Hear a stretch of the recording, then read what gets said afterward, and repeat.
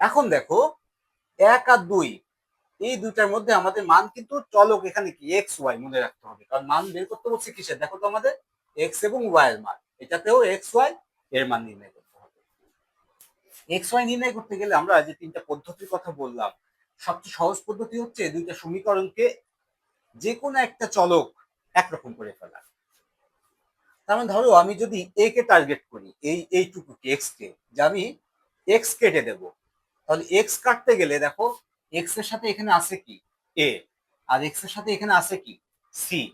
তাহলে এই সমীকরণে আমি যদি এক্স এর সাথে সি নিয়ে আসি আর এই সমীকরণে যদি এক্স এর সাথে এ নিয়ে আসি, তাহলে এটা কি হবে দেখো তো, এ সি এক্স, এর সাথে যদি আমি সি নিয়ে আসতে পারতাম আর এখানে এ নিয়ে আসতে পারলে কি হতো, এ সি এক্স।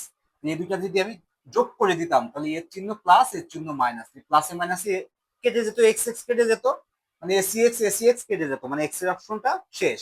তাহলে থাকতো শুধু ওয়াই এর অপশন, তাহলে আমরা ওয়াই এর মানটা বের করতে পারতাম। অথবা আমি যদি ওয়াই কে সমান করতে পারতাম, তাইলে আমরা কি ওয়াই কে যদি এক্স এর মানটা বের করতে পারতাম। এখন তোমাদের ইচ্ছা তোমরা কোনটাকে সমান করবা।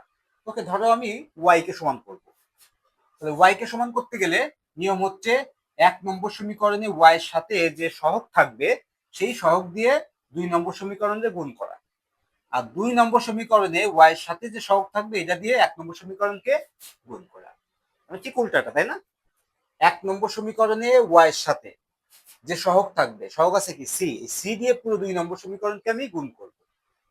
আর 2 নম্বর সমীকরণে ওয়াই এর সাথে সহগ আছে কি এ, এই এ দিয়ে আমি এই 1 নম্বর সমীকরণকে গুণ করব।